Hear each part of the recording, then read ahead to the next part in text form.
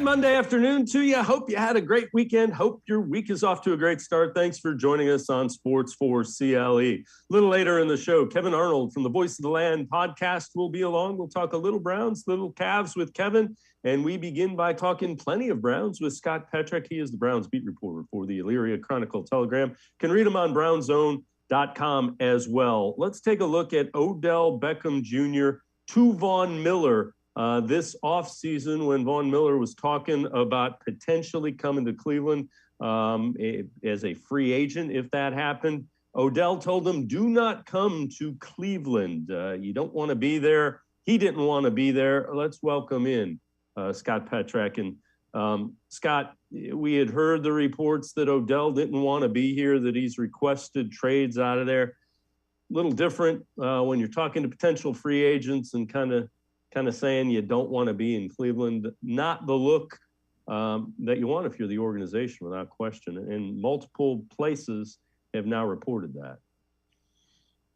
Yeah, for sure. It just adds to kind of the OBJ, his tenure here, which wasn't good, didn't live up to expectations. First of all, the Browns are coming off a playoff season, right?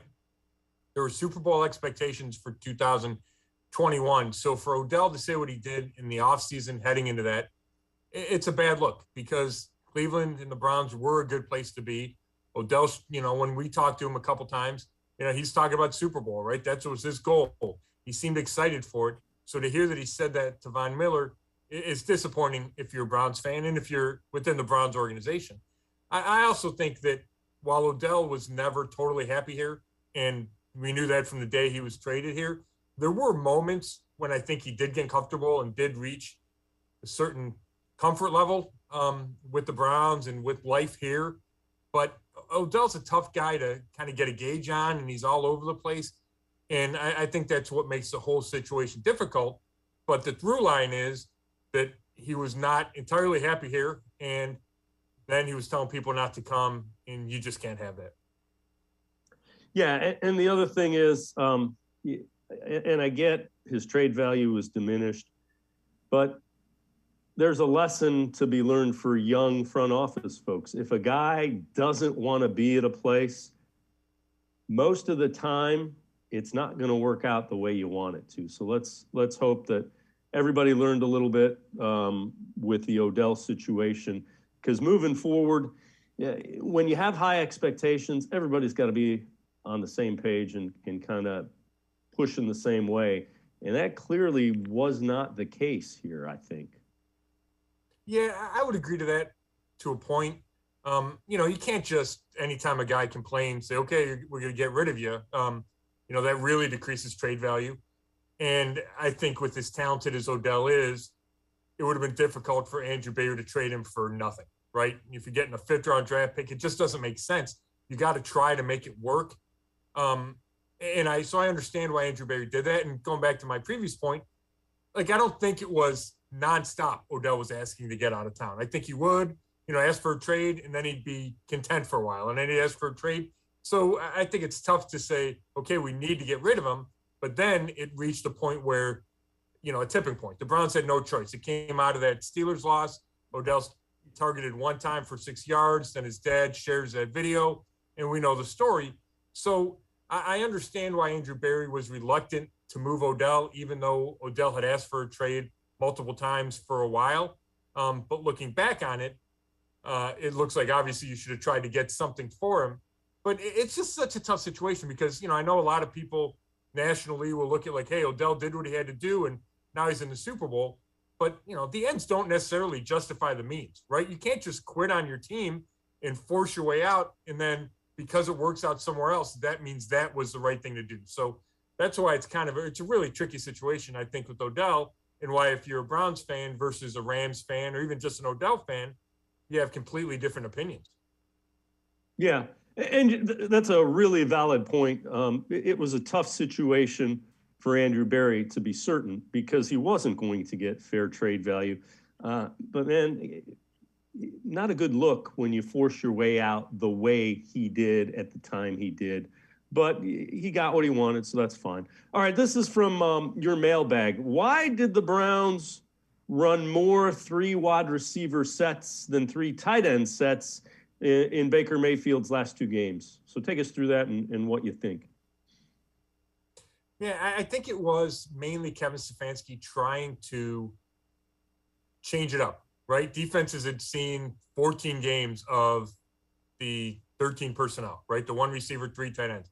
So the Browns had done a lot. I think defenses had made adjustments. And Stefanski, whether it was, particular to the Packers and Steelers defenses or just in general, said, hey, let's try something different. And the fact is, against the Packers, it worked well, right? The Browns were able to move the ball up and down the field. They ran for 200 yards. The reason they lost is because Baker threw those 4 interceptions. But the formations, in the fact that it put the Packers in whatever defense they, responded to, because it was 3 receivers instead of 3 tight ends, that worked. And the more spacing allowed the Browns to have more success running. They didn't have the same success against Pittsburgh. Obviously, Baker got, sacked 9 times. But I think it was more of a Kevin Stefanski trying to go away from script, right? And if, teams are focused on this, let's try something different. That's how I saw it, at least. So when you mention 11 personnel, that's basically a back and a tight end. So it's 3 wide receivers. NFL leaders in those 2 formations, according to Mike Clay, Rams 85%, Bengals 78%. Browns were down at 44%. Now, when you say that, let's listen to the names of the Rams in 3 wide receiver set: Cooper Kupp, Odell Beckham Jr., or Robert Woods, Van Jefferson. The Bengals, Jamar Chase, T. Higgins, Tyler Boyd. Browns would be Jarvis Landry, Donovan Peoples-Jones, and then Anthony Schwartz / Rashard Higgins. I think more than anything, Scott, what that tells you is you got to find some wide receivers that threaten the defense if you're the Browns. And I'm not trying to be disrespectful of Jarvis Landry or Donovan Peoples-Jones. I think Donovan Peoples-Jones, remember, developmental guy, took him late in the draft. I think he's making progress. But, man, you need somebody that the defense says, where is that guy? Yeah, there's no doubt. And, Kevin Stefanski loves his tight ends. We know that, right? And he either runs a lot of 12 or a lot of 13 personnel. So there's multiple tight ends on the field. But the amount that they ran this year, I think, is correlated to who was at receiver, right? Either Odell missed the first 2 games, then Jarvis got hurt in the, second snap of week 2 and missed the next 4 games. And then you have the whole Odell drama, and then he's gone. So you never really had a receiving core that you trusted. So then if you're already kind of leaning toward using tight ends to begin with, then you go ahead and use more tight ends. It's based on who you trust and who you have in that huddle. So that's a big reason, or at least part of the reason, why Stefanski did it. But your point's 100% right, Dave. This organization and this roster needs to be better at receiver. You need to threaten defenses more. You need to threaten defenses more on the outside. You need to have more explosive plays, and that starts at receiver. Yeah, you can have some running plays that are explosive. Yeah, David Njoku can do that every once in a while, but you're consistently going to do that. You have a better chance to do that from the receiver position, and that's where the Browns really struggled this year. And it's so evident when you compare the list of receivers, especially the Bengals, right? They've had those 3 guys all year long, Chase and Higgins and Boyd, and they're really good. I mean, the Browns have seen Boyd and Higgins for a while now, and they were always good. And then you add Chase at the top of that receiving core, and it just becomes, maybe the best receiving core in the league. So it's night and day when you compare those rosters. And I also saw an interesting thing, a breakdown of why Sean McVay went to the 11, because they still run the play action in the wide zone that the Browns run similar, but they use one of the receivers. Cooper Kupp a lot of times is used as an extra blocker, where Kyle Shanahan, who runs a similar system, uses a fullback or a second tight end. So you can run the same thing, but also have the receivers you like or the personnel you like. And the Browns just didn't have the receivers to run that kind of personnel. Yeah, and when you mentioned Cooper Kupp as a blocker, if you've paid attention during the playoffs, not only can he catch the ball at a record clip, that guy can block. So a very, very versatile weapon. All right, before we take a break, so Dave Ziegler was named the new general manager of the Las Vegas Raiders. He's a John Carroll guy. from the Patriots organization. Names Josh McDaniels head coach, also John Carroll guy from the Patriots organization. Two things that I want to ask you about. The Patriots, as an organization, we heard, liked Baker Mayfield coming out in that draft a whole lot. And also, Josh McDaniels been around the block. He's been a head coach before. He knows the importance of a quarterback. Thoughts on David Carr potentially becoming available, and do the Raiders now with the former Patriots? Is that something to keep an eye out for with potentially Baker Mayfield? Yeah, there's a couple layers there, right? It's number one, how does the new regime in Las Vegas feel about Derek Carr? And, that's a big question mark. Anytime you have a takeover, the same thing's going on in Minnesota, right? How does Kwesi Adolfo-Mensah and whoever he hires as coach, how do they feel about Kirk Cousins? Especially guys that are entering the last year of their contracts. So it's important to see how those guys feel about Derek Carr, because he's already there. We know he's loved in that locker room. So it'd be easier just to keep Derek Carr if you're McDaniels and Ziegler. And the first thing I saw about that was, I think it was Michael Silver said, those two guys like Derek Carr. Now, that doesn't mean he's going to stay. It's just the initial thought. But the second layer of that is that, McDaniels liked Baker coming out, right? That's everything you read, everything you heard. I think we talked to Baker about it at one point. So if McDaniels did like him and is uncertain about Derek Carr, then that creates a potential trade scenario, right? Because if Derek Carr becomes available, there's going to be a bunch of teams lining up to get involved, because there's a lot of teams that need quarterbacks, right? The Buccaneers might need a quarterback now. We know the Steelers need a quarterback. The list goes on. But if you have something that the Raiders want, it increases your chances of getting Derek Carr, right? And you'd have to give up less draft capital to get him. So that's certainly a situation the Bears watching, because if you talk about all these quarterbacks available that are potential upgrades to Baker Mayfield, Derek Carr would be at the top of my list. I mean, outside of the Rodgers, Russell Wilson, Derek Carr would be the next guy that I would covet if I were the Browns.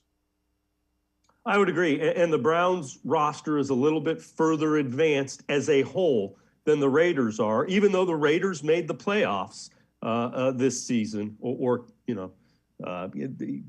they lost to the Bengals. But even though they're a playoff team, I think the Raiders are still a little bit behind the Browns as far as a rebuild. The other thing that I want to ask you before we go to break, coaches and quarterbacks get tied at the hip.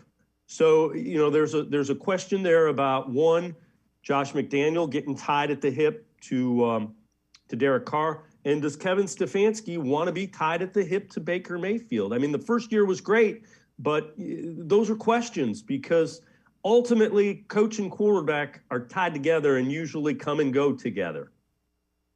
Yeah, that's a great point. And it's interesting because, you look at Josh McDaniels, and he got rid of Jay Cutler as soon as he got to Denver in that failed experiment, however long ago that was now, a decade ago, whatever it was. He could probably live a season with Derek Carr, right, the last year of his contract, and then move on from him after that and wipe the slate clean. He knows Ziegler.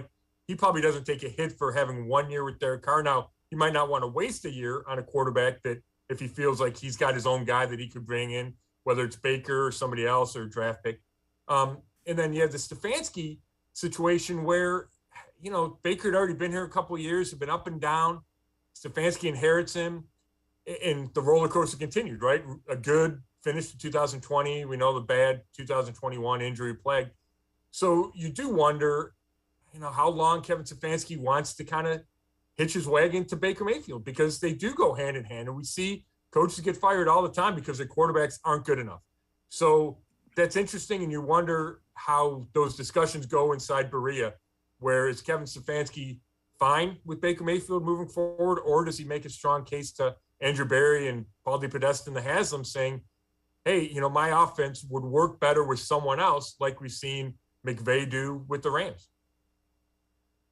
Scott Petrak from the Elyria Chronicle Telegram, as well as BrownZone.com, and I are going to step aside, take a quick time out. On the other side of the break, head to the voicemail of Truth and Reason. This one about the receiving core and how can the Browns upgrade it.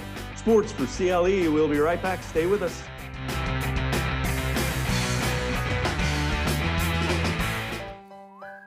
Life is getting back on track, and you can too. If you or your family have experienced financial hardship as a result of COVID-19, Tri-C can help with tuition assistance. Safely get the in-demand degree or training you need with online and on-campus classes. Go to tri-c.edu to check out our programs and resources. So, what are you waiting for? Register now for spring classes. Tri-C is where futures begin.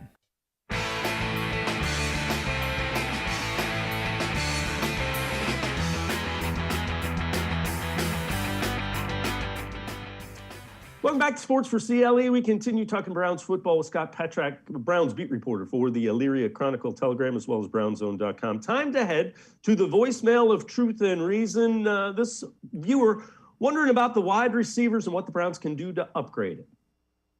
Hey, Dave. It's Andrew here, a longtime listener, first-time caller.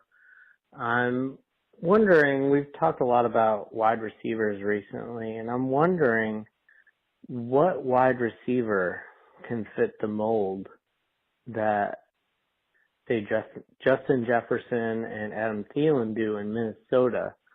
I see Jarvis Landry as being a Adam Thielen type, but that seems to not have popped like it has in Minnesota. What wide receivers can fit this system that the Cleveland Browns seem to want to operate as? Thank you for taking my call. Bye. All right, Andrew, as always, appreciate the call. Don't be a stranger. That's a really good question. Scott, so the question is, how can we find wide receivers to run this system like the Vikings have? And I think in a perfect world, they were hoping Anthony Schwartz could be an Adam Thielen type. Thielen is a guy, he's not really a possession guy. He works underneath, but he's got some explosion to him. He does. I mean, I don't think the Jarvis Landry comparison is completely off, but Thielen's better, and he's faster. And I think he might be even a little bigger than Jarvis is. You know, Jarvis is a possession type of guy. He works out of the slot a lot. And Thielen feels to me like he has more range, more big play ability. You know, I don't think Stefanski's system is pigeonholed where he needs, you know, guys have to be small and quick, or they have to be 6'5" and jump. Like, he can use a variety of guys because a lot of the system is crossing routes and off of play action. You know, it's just a matter of you're supposed to be open in space, now go catch the ball. But when you look at this, what they have right now, right? And the only guys guaranteed to come back are Donovan Peoples-Jones and Anthony Schwartz. You know, could they use a guy with a lot of size? Yeah. You know, if you get that, I mean, Donovan's got pretty good size, but he's not 6'4", 6'5". You know, they don't have a guy that in the red zone that you just throw it up to and he goes and gets. You know, I think you could use a guy like that, but it's going to be multiple pieces. Even if they bring Jarvis Landry back, you know, when the thought is they'll cut him because they can save a lot of cap space. Even if they do bring him back, you know, I think it's a draft pick high, first or second round. And then I think it's a guy in free agency, you know, and if depending on Jarvis is here, that changes who it might be in free agency, but I think it would be a veteran that you could trust in free agency that could slide in there as your, you know, probably your number two. You hope your top draft pick can be your one, and then this guy will be your two, and Donovan Peoples-Jones is your three, something like that. But you need a lot of quality because you can't just say, you know, rookie X and Donovan Peoples-Jones and Anthony Schwartz are your top three guys next year. That's just not going to cut it. Yeah, and we'll get deeper into that here in just a couple of minutes. But I would agree. Again, guys that threaten the defense. You want somebody that in space the defense goes, man, how are we going to stop him? Because that'll open up the running game. So this again from your mailbag. Last time the Browns drafted a really good wide receiver in the draft. Great question. Yeah, it's interesting, you know, so I started thinking, you know, since 99, and there's a couple candidates that have been pretty good, right? Kevin Johnson, they drafted in the second round in 99, was pretty good. Braylon Edwards, I think, was the best of the post-99. They took him number 3. You know, went to a Pro Bowl, had a big year in 2007. I mean, I think it was 1,500 yards, 16 touchdowns. It was a huge year. But then he faded quickly. And by 2009, Eric Mangini was trading him, right, during the season. So, you know, to go back to a guy that really counts as a legitimate receiver that the Browns drafted, not counting Josh Gordon. The question was, don't count Gordon, supplemental pick. We know how his whole career arc. It would be Webster Slaughter in 1986. Went to Pro Bowls, was here obviously for the Browns playoff run at the end of the 80s. It was really good for a while. But, that's whatever, 35 years ago. It's a long time. They're probably due. And it's not like they haven't tried. Remember that stretch they took a receiver in the second round like every year, and guys would have small success. Dennis Northcutt here, Andre Davis here, Quincy Morgan, but nothing sustained at all. Yeah, and that's now you're making me feel really old. I remember when they drafted Webster Slaughter. All right, so one of the guys that the Browns have mocked to them is Jamison Williams from Alabama. And you see this according to Pro Football Focus, tore his ACL in the national championship game. So the need for a wide receiver is there. But let's take a look at the top 5 wide receivers in this draft. We've got Drake London, Garrett Wilson, Jamison Williams, Chris Olave, Treylon Burks. I'm going to say the same thing about these guys that I said about the quarterbacks the year that the Browns took Baker Mayfield. One of these guys is going to be a stud, especially next year. 2 of them are going to be okay, and 2 of them are going to really struggle. And if you look back to last year, there were 3 guys in the top 10. Chase went as the first wide receiver, then Waddle went right after him. Then Devontae Smith came and went after him. Then it went Bateman, Rashad Bateman, and Kadarius Toney.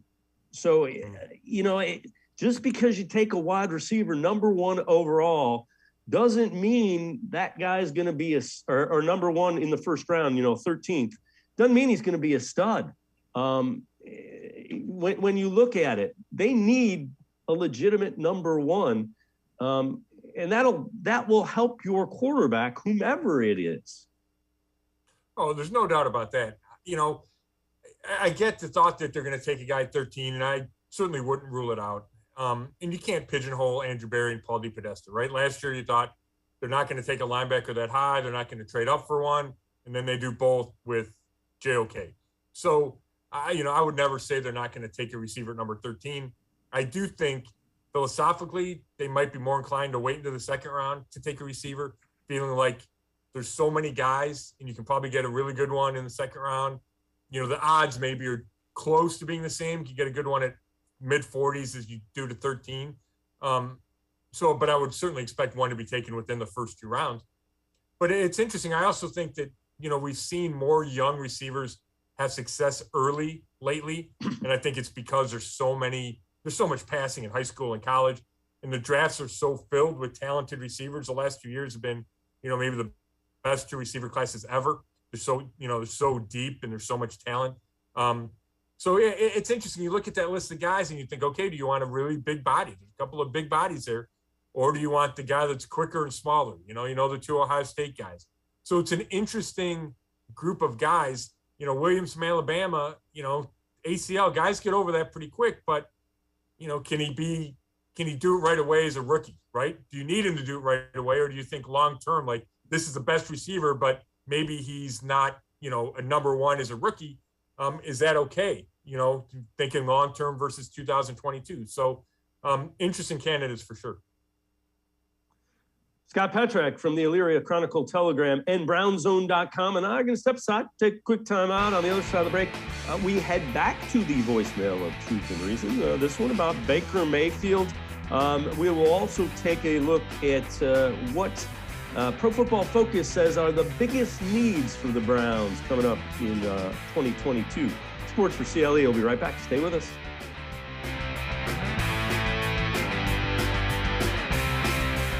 The Ohio Lottery Partners in Education program recognizes role model students and teachers from across Ohio. Nominations can now be done completely online. To nominate a deserving teacher or student, go to ohiolottery.com. In the About section, find Partners in Education. There you will find links to the nomination forms. Students, kindergarten through 12th grade, can be academic all-stars.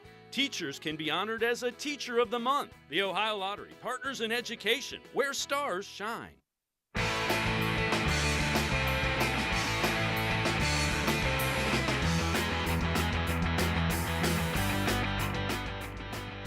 Scott Patrick and I continue talking Browns football. Let's head to the voicemail of Truth and Reason. This one about the Browns quarterback, Baker Mayfield. Hi, guys. I just wanted to talk about Baker a little bit. So the one thing I've heard a lot of people say is the whole arm strength thing and the accuracy. Baker's biggest strength coming out of college. That's what made him the number one pick, obviously. And I hear a lot of the fan base saying things such as, it's worth holding on to him to see if he can reach his full potential. Here's what I think a lot of the fan base isn't understanding. I think it's simply looking at ceiling and floor. We know that Baker at his best is a really good quarterback, probably top 15, maybe, probably. But at his worst, we know for a fact, because we've seen it 2 years, that he is a bottom-tier NFL quarterback. So you have to look at the question of, is it worth risking another year of the floor and wasting potentially more years of the careers of Nick Chubb, Kareem Hunt, Denzel Ward, Miles? Or would you rather go out and trade for somebody like a Kirk Cousins, maybe for a second-round pick, and then look at quarterbacks in the future? All right, Scott Petrek, that's pretty well thought out. My question would be, what's the alternative to Baker Mayfield? And I don't think you're going to get Kirk Cousins for a second-round pick. I think it'll probably cost you a first, I would think, although he does have a pretty high price tag. But it's the same way, floor versus ceiling, it's what do the alternatives cost, and are you willing to pay?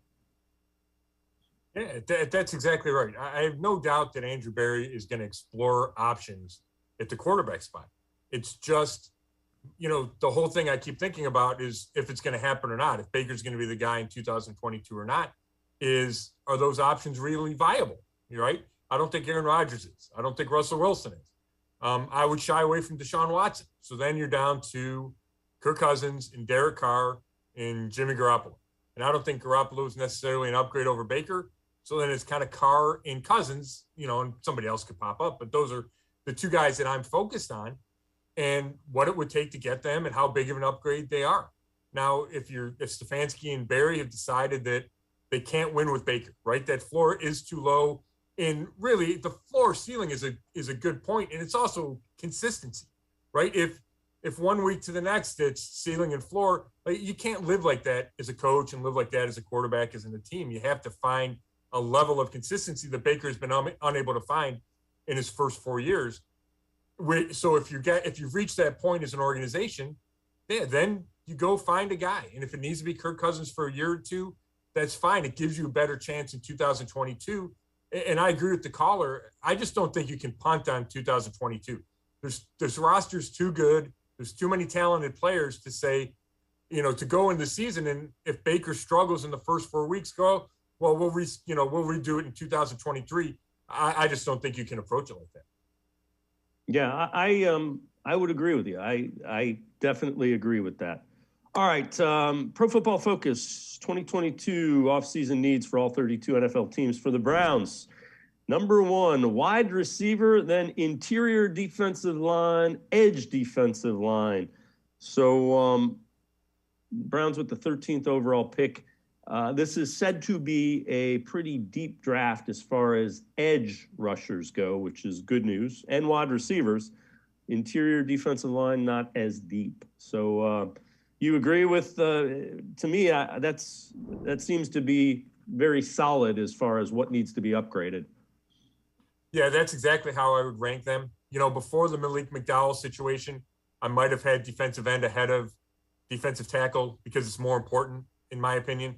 But now you probably need two new starters because both Malik's I don't expect to be back. While we know Myles Garrett will be, one of the ends next year. So, yeah, I think that's right on the button. And, that looks like, okay, those are pressing needs at important spots. And that's true. But after that, I don't feel the Browns have a lot of other needs. We can talk kicker. Obviously, we've talked quarterback. But I think the roster is pretty solid. And with the right, 3-5 picks, handful of moves, the Browns can be right there, back in the discussion if they get quality quarterback play, right? You keep kind of looking at these playoff teams and go, okay, what do the Browns need to get there? From a whole roster standpoint, I think they're there. It's just the passing game needs to be better. And then, they need to fortify that defensive line because people will be leaving. Yeah, and if you do, in fact, improve the passing game, Nick Chubb and the running game with that offensive line are only going to be that much more dangerous and dominating. Those things fit together. All right, before we go to break, Pro Football Focus 2022 NFL free agency, under the radar free agents. They list Cedric Wilson, Will Fuller, a couple of wide receivers, and also David Njoku. Do you like those? Any of those? Are you intrigued by those? The one thing I would say, Scott, I don't think they utilized David Njoku as well as they could. Now, he's got to stop dropping the ball. He's got to catch the ball, but he's got everything you would want to be a matchup problem from the tight end position. Yeah, and I think he got more consistent this year, not the level you need him to be, but I thought he was better this year, and he's still young. I think he's 25. He's been in the league 5 years. He's only 25. There's a lot to like there. The question is, from a money standpoint, are the Browns willing to pay what he would get on the open market? And that's an interesting question.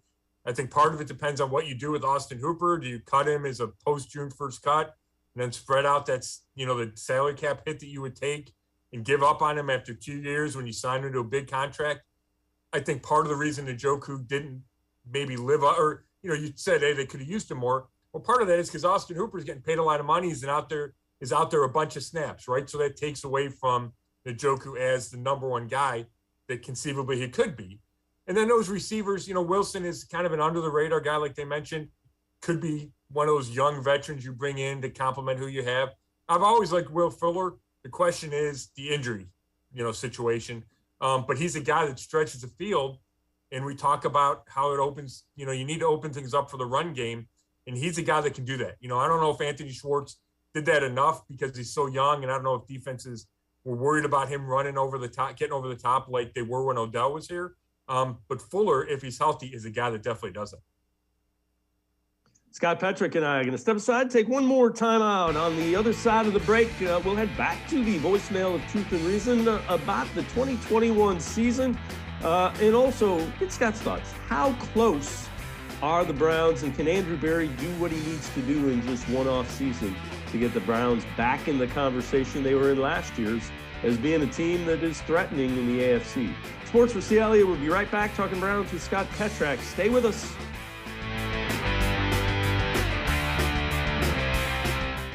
When it comes to selling you a mattress, most retailers are handing you a long line of extra steps that drive up costs and create confusion. At the Original Mattress Factory, we simplify the mattress shopping experience by building mattresses and box springs in our own local factories and selling them direct to you. It's short, sweet, and simply makes sense.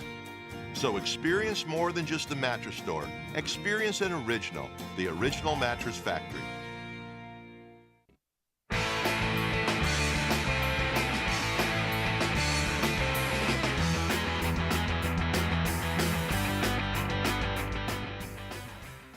Welcome back to Sports4CLE. We continue talking Browns football with Browns beat reporter Scott Petrick. Time to head to the voicemail of Truth and Reason. This one about 2020 and 2021 for the Browns. I think the Browns and the Browns fans had overly high expectations coming into 2021 because of our record the previous year, 2020, the 11-5 and the playoff performance. But I think what we underestimate is that negative point differential in 2020 and how good they were in close games. And so there should have been maybe a signal that maybe they weren't quite as good as 11-5 in 2020 and some regression to the mean and sort of their luck factor. And boy, did they get that regression. They definitely had bad luck this year. And really maybe they were a more talented team this year that just kind of performed sort of equally below expectations as the team in 2020 performed above their talent level. Yeah, Scott, I think, and again, we appreciate all the voicemails. I think that's a valid point. The other thing I would say is they played a lot of the top tier quarterbacks this year that they didn't see last year as well. The schedule was a little rougher, especially facing the quarterbacks that they did. Yeah, I think the caller made some really good points. I think, we overlooked the maybe odds of the regression that is natural because they made so many moves on defense that you thought that would, at least I thought that would kind of balance the natural regression, right? Okay, yeah, if they play as many close games, they might not win as many, but the defense should be so much better. And the defense was better, but it was not able to overcome the regression. And the Baker Mayfield didn't play nearly as well. That plays a huge part in it. But I think we should have been on more alert for the step back, especially because, the point differential wasn't really good in 2020. I think they might have been outscored by their opponents by a couple, and there were a couple lopsided losses. But, point differential, it's not the end all be all, but it's kind of a stat that shows how good a team is. And the Browns has been middle of the pack the last 2 years. And I think that does show that it comes down to some breaks then, right? If you're not dominating, it comes down to breaks, it comes down to injuries. And if you lose a couple of those close games, the whole season flips. Yeah, and you know what? Andrew Berry has said every year is a unique and different year, roster and everything. And that certainly bore itself out to be true. All right, we now know it's the Rams and the Bengals in the Super Bowl. Rams kind of mortgaged the future. I don't even know when their next draft pick in the first round is, as they traded them all away. How far away do you think the Browns are? And the other thing is, Andrew Berry has had 2 drafts that have graded out pretty high, and you just kind of – I understand the moves that he's made. They don't always work out, but you see the plan behind them. How much confidence do you have that he can get this right this offseason? Yeah, I have a pretty high confidence level. I think Andrew Berry's a smart guy. I do think he has a plan. And again, you're right. It doesn't always work out, right? The Austin Hooper pick or the Austin Hooper signing does not look like it worked out. I think the jury is still out on Jedrick Wills, right? You took him at number 10. There were other tackles you could have taken at 10. And Wills needs to play better. But you understand why he got a left tackle, right? You understand why he went after a tight end in Austin Hooper, because you needed a tight end. Stefanski needs tight ends for his offense. Njoku was coming off a down year. So everything he does, there's a reason for everything he does. And I don't doubt that at all. And when it comes to how far the Browns, how far away are they? This league is so crazy, Dave, right? I mean, the Bengals go from 2-14 1 year, and 2 years later, they're in the Super Bowl. The Rams missed the playoffs last year and then did a bunch of stuff, right? Got rid of their quarterback. So you can change things in a hurry. You look at a team like the 49ers that don't get great quarterback play, but they have a good coach and they have some pieces and they have a strong defense.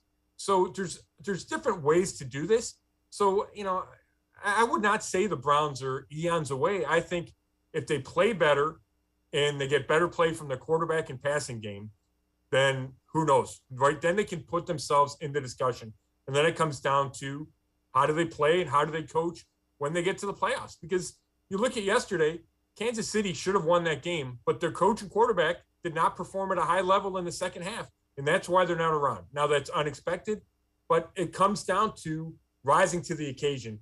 And, the teams that advance to the Super Bowl do that, and the teams that don't. You just have to give yourself a chance. And I think with the roster and with a better passing game, the Browns can give themselves a chance. The other thing I would say is, the Rams, the 49ers,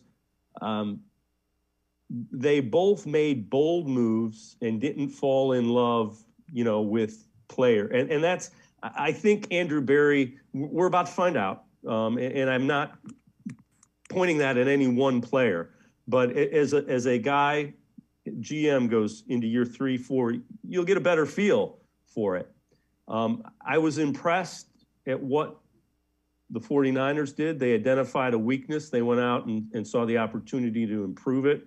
Talking about Trey Lance, that's going to be the quarterback there moving forward at some point. And then Matthew Stafford. So we'll get a better sense as Andrew Berry goes on, but I think he's going to be a guy that, we need to improve here. I'm going to go improve here. Do you agree with that?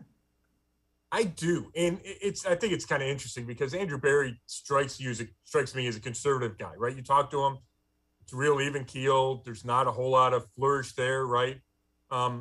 But I do think he is an aggressive general manager. And he learned from Howie Roseman in Philly, right? He was with John Dorsey a little bit. Both those guys are aggressive. He's with the Colts. I feel like he has that in him to identify a need and go do what it takes to solve that problem. And even if he doesn't, his voice doesn't rise, I think behind the scenes, he does have that personality. So I'm with you. And I think those are two great examples. Now, obviously the young kid Lance didn't play and they still got to the championship game, but they identified weaknesses, and it was the coaches that identified weaknesses. It was McVay and Shanahan. And it's interesting to think, is Stefanski on the same path saying, hey, we need to upgrade this for my system to work like it needs to work? And that will be one of the things to keep an eye on this offseason as the Browns go through both free agency and everything leading up to the draft. Scott Petrak, Browns beat reporter for the Elyria Chronicle Telegram. You can also read him on brownzone.com. Scott, man, as always, thanks so much for the time and the insight. Appreciate it very much. Thanks, Steve. All right, Scott Petrak, again, you can read him online, brownzone.com. We're going to step aside, take a quick time out on the other side of the break. Kevin Arnold from the Voice of the Land podcast will join us. We'll talk more about the Browns, voicemail of truth and reason, this one about Baker Mayfield. Sports for CLE. We'll be right back. Stay with us.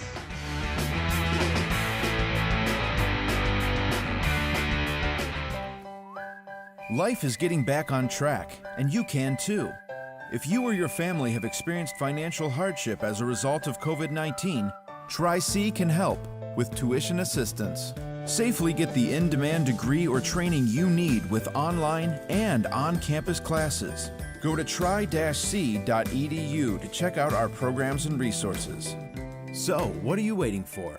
Register now for spring classes. Tri-C is where futures begin. The Ohio Lottery Partners in Education program recognizes role model students and teachers from across Ohio. Nominations can now be done completely online. To nominate a deserving teacher or student, go to ohiolottery.com. In the About section, find Partners in Education. There you will find links to the nomination forms. Students kindergarten through 12th grade can be academic all-stars. Teachers can be honored as a Teacher of the Month. The Ohio Lottery Partners in Education, where stars shine. I am powerful beyond my wildest imagination. I will define my future. I will keep challenging myself to improve. Because I am a future leader of this great nation. I will be responsible for raising a beautiful family. And educating not only my generation, but many more to come. I will make a difference in my community. And I will stand up for what I believe in. I will not settle for simply chasing my dreams. I will achieve them. Because I was given a chance. An opportunity. A home. At Family, Career, and Community Leaders of America. The ultimate leadership experience. FCCLA has been one of the greatest experiences of my life. It's made me who I am today. Join us. We'll build a new future together.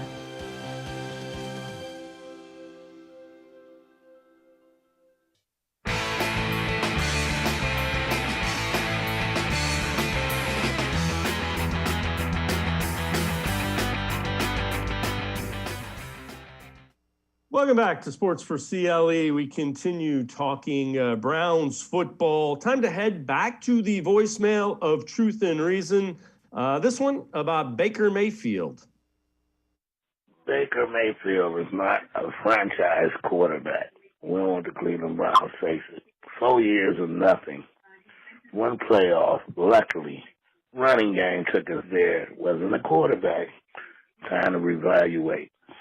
Time to get a better quarterback into the system.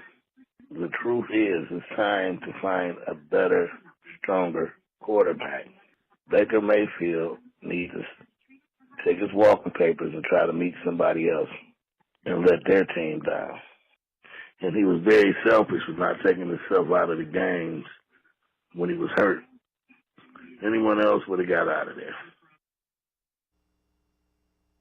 All right, as always, appreciate the voicemails. A little bit to unpack there. Look, Baker Mayfield didn't play well. He was injured. Running game was the same, though. The Browns' running game, if that's the only reason that they won, They should have won again this year. And Nick Chubb, for the most part, was healthy. Now Kareem Hunt was banged up. So I get Baker Mayfield needs to play better, but the quarterback play needs to be better for the Browns in order to be a playoff team. Let's welcome in Kevin Arnold from the Voice of the Land podcast. And Kevin, when you look at that, just your thoughts about, Baker may not be quote unquote a franchise quarterback, but right now there isn't an option that's knocking me down as being better. No, an option that's available. I know all the fans want to talk about Aaron Rodgers and Russell Wilson and some of these guys. Even Jimmy G had come up, and you saw yesterday that he throws an interception in the same kind of spot that people criticize Baker for and criticize him for an entire week or more than just a week-long amount of time. Baker was a problem this year, of course, but there were other problems that go deeper for this team that they're going to have to all figure out.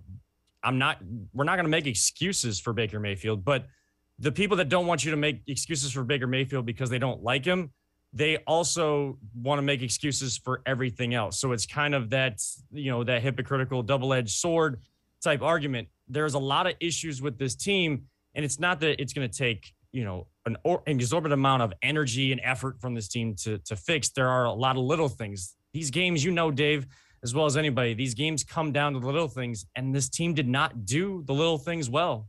Guess why the Bengals are in the Super Bowl coming up in 2 weeks? Because they have a great quarterback. Yes, they're getting great quarterback play, which the Browns are missing. They also had great kicker play as well, and the Browns have not had that consistently, over the last few seasons, and especially since Phil Dawson was here. So there's a lot more that goes into it. These fans that keep watching these games and they see the great quarterback play, they're just hurting themselves more. If you didn't like Baker coming into the playoffs, you're just making it worse, and you're just kind of, just saying it over and over again. You're not saying anything new by trying to bring down Baker Mayfield after these games when these teams are winning. Only one team wins the championship. 31 other teams don't. So, how can you be the team that finally wins and gets to the mountaintop? That's what Andrew Berry and this team has to figure out. Yeah, the other thing I would say is the wide receiving core needs a significant upgrade. All right, Dog Pound Daily. 3 moves to make the Browns Super Bowl favorites, not contenders, but favorites in 2022. And we're going to run through these 3 pretty quickly. Make a move for Aaron Rodgers. Use the 13th overall pick to select a wide receiver. Boost the D-line through free agency. When you look at this, Kevin, we've kind of addressed Aaron Rodgers. I don't think that's going to be a possibility. Aaron Rodgers will determine where he wants to play. 13th overall pick for a wide receiver. Okay, yeah, but there's like 5 of them that are packed that are ranked really highly. The Browns need a number 1 wide receiver. Go find one. You'll probably have to overpay in free agency, but they need a number 1 wide receiver. They do. They need a number 1 wide receiver on the outside. You saw with whether it was OBJ was in the lineup or not, or whoever they had in there, you had a lot of, especially with some of the injuries, you had a lot of number 2s and number 3s in a lot of NFL systems out there. And you're asking these guys to go take the top off the defense like Joe Burrow is able to do with Jamar Chase. There were throws in the game, the first game against Kansas City in the regular season, where Joe Burrow just threw it up to Jamar Chase several times, even on 3rd and 27. And they converted. It didn't look like a great throw. It didn't look like any sort of great route. He was well defended. He went up and made a play. You need guys like that make quarterbacks that are really good, as Joe Burrow is a really, really good quarterback, look even better throughout their career with the playmakers on the outside. Go get that number 1. You can never say, never, I guess, with the number 1 with Aaron Rodgers, but the other 2, I think, are the more realistic options for really Andrew Berry and this front office staff being able to improve this team. Getting that number 1 wide receiver, whoever you grade out and it ends up being available at 13. If you have multiple number 1s receivers in that group and one falls to you, go get them at number 13. Don't even second guess, as we've seen Andrew Berry do. Defensive line will be kind of an issue. Will Jadeveon Clowney be able to sign back? And you only have a couple defensive tackles on contract right now. So defensive line, as good as it was to start the season, has thinned out in a hurry going into this offseason. So here's the question before you. I think it's very dangerous to really expect a rookie wide receiver to be a legitimate number one. And you can point to Jamar Chase, although he was the fifth or sixth pick in the draft. Mm-hmm. Jalen Waddle was right after him. And then Devontae Smith was 10th. What I'm getting at is, since 2000, there have only been three, and Jamar Chase will likely be the fourth, rookies that have been the offensive rookie of the year that are wide receivers. Anquan Bolden, Percy Harvin, Odell Beckham Jr., and probably Jamar Chase this year. So I honestly think to expect the 13th overall pick to be a guy that can walk right in and be the guy that kind of lifts up your passing game, man, that's asking an awful lot. I almost think go get that guy, but then get a wide receiver, a veteran, and spend some money as well. Just your thoughts on that. Yeah, you're right, Dave. There's got to be a balance to it, but we've seen when you go into drafts, you're looking at the track record of general managers. We've had a hard time of getting that kind of pattern or track record for general managers here in Cleveland because they only last a year or two and then they're gone, just like coaches. So now that you're actually going to be able to go into a year 3 after a sophomore slump, I guess you could say, for this group, you have a track record on Andrew Berry. What he does is whatever the main need that a lot of fans are talking about, it's not that he's listening to the fans and, kind of doing what they want.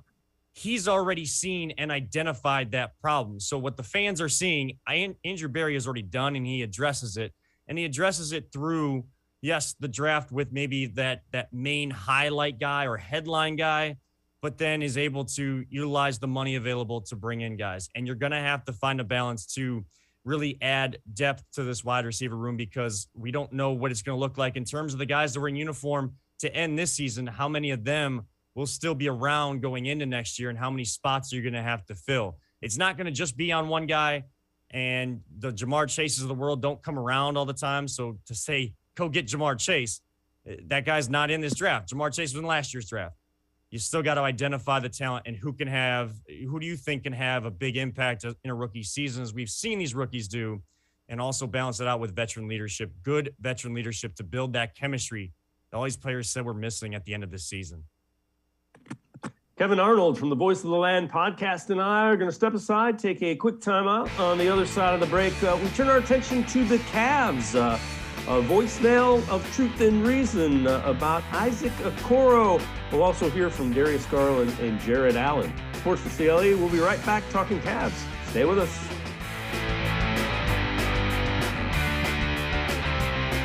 Life is getting back on track, and so is the job market. Be ready with the training you'll need to get a great job. If you or your family has experienced financial hardship as a result of COVID-19, Tri-C can help with tuition assistance. Whether you want to improve your skills, get certified, or train for a new career, go to tri-c.edu to check out our programs and resources. Register now for online and on-campus classes. Tri-C is where futures begin.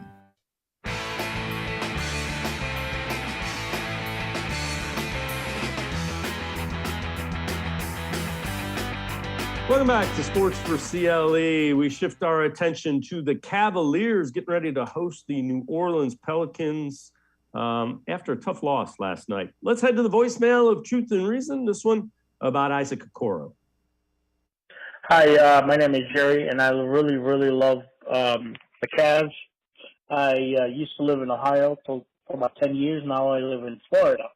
But when I watch the Cavs, the number one thing that aggravates me is when Isaac Okoro shoots the three, I wish that he would, when when the defender is coming at him, he would beat the defender and take the shot a little bit closer. And if he can learn a teardrop like Tristan Thompson used to have, and maybe a little off the glass, maybe like a Dwayne Wade type of thing, because his game is somewhat a little bit similar like Russell Westbrook, and he does finish well, but he also draws offensive fouls. All right, we appreciate the voicemail, Kevin. I would say Isaac Okoro's offense is definitely a work in progress. Uber athletic, tough defender. That means something the way the Cavs play. He'll figure out his offensive game, and that will continue to grow, I think. And I understand what the voicemailer is talking about with trying to compare it to Russell Westbrook, because that's what the Lakers fans and everybody thinking that the Lakers were going to make a big jump with Westbrook and Davis and LeBron out there in LA. The people that were saying the trade wasn't so good or the move wasn't so good to go get Westbrook was what that voicemailer is talking about. But the difference is Westbrook is well into his career while Isaac Okoro is only 2 years in. And what we have seen from JB Bickerstaff and his coaching staff and even organization is they're doing an excellent job of player development throughout the season and then identifying those skills that still need improvement in the offseason. And you see a big jump. We see a big jump for Darius Garland this year. We knew he was the 5th pick and he had talent, but he didn't get to play enough in college due to injury. And he's had some injury issues here in the pros. So has Isaac Okoro. The more time he kind of gets used to the NBA game, where his offense can fit in, what he does best, and then kind of when to take the three and when to, kind of those bad closeouts by defenders, when he can take advantage of those with his speed and his finish ability at the rim. That's the balance he's going to find. But I have more confidence, and he's got a lot more time than Westbrook does to figure that out. So I wouldn't be as concerned about that, but I understand where the voicemail is coming from. Yeah, again, he's just got to learn, a young guy, really athletic. He'll figure out where his shots can come from and what he can do.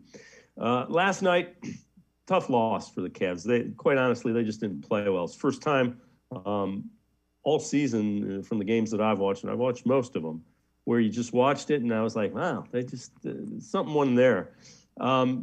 Good signs and good things coming out of the media availability post-game. Darius Garland, Jared Allen, just not happy with the way the team played, and that's a good thing. We thought tonight was a cakewalk.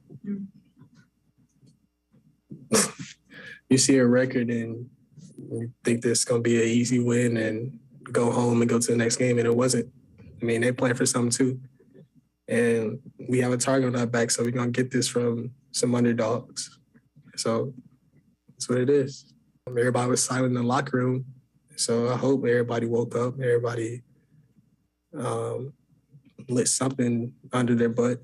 I mean, I know it's some more games, but, I mean, that was unacceptable tonight. Rondo said it perfectly in the locker room. You can't get too high and you can't get too low in this league. And after the Bucks game, I guess we kind of got on a little high, beating the defending champs. Are they still? Okay. Defending champs. And we kind of took it as a sign as, we're a better team than we thought. So, and then tonight we kind of got a wake-up call and drop down to earth a little bit. And Kevin, when you hear that from a young team again, young team trying to deal with a little bit of success after beating the Bucks, let's see how they respond tonight against the Pelicans. Darius Garland was not a happy camper, and multiple times during that media availability. And you know what? That's great to see. It is great to see. And for a young team, yes, I know they got Rondo and they have Kevin Love, but limited veteran leadership on this team. We were just talking about that with the Browns. Same thing with the Cavs. You need some more veteran leadership, but really what you need is these young guys to grow up in a hurry. We were all clamoring for more attention from the national media and even, just media in general, as this team was kind of not just becoming a fun team, but a really good team as the season has progressed. Well, the national eyes are on them. They're getting segments on the NBA shows and ESPN and NBA TV, everything like that. And we're getting really close to the NBA All-Star game where there's going to be a lot of eyes on the city of Cleveland. And, eyes are going to start kind of turning there and figuring out when they're going to get here for the 75th anniversary season of the NBA too. So we're really going to see what this young crew can do from a leadership standpoint. But you love to hear those things, and you trust that they're going to act on them because what they say in the press conferences, they tend to follow up with. And you know what? They needed a wake-up call. They're all professionals. The fans that were kind of upset that they lost last night, well, players were upset too, but it's not the world's fallen down or anything like that. It's we got to get back to business. We beat the defending champs once in the regular season, not in a 7-game series. You got to beat a team 4 times in that regard to get them out of the playoffs anyways. So lesson learned, and let's see what they bring tonight against the Pelicans. Agreed. And the other thing I would say is let's see some defense. That was the thing that Garland pointed to. We let them get in the paint. We let them get to the basket. So those are things to be watching when the Cavs take on the Pelicans tonight. Kevin Arnold, as always, man, appreciate the time and the insight. Thanks very much, Kevin. Thank you so much, Dave. Always a pleasure. All right, Kevin Arnold, make sure you listen to him, Voice of the Land podcast. That'll do it for this edition of Sports for CLE. We will see you again tomorrow, 4 o'clock. Back here, scheduled guest Tim Bielik, reporter from Plain Dealer, as well as cleveland.com. That is tomorrow at 4, Sports for CLE. We'll see you then. Have a great night, everybody.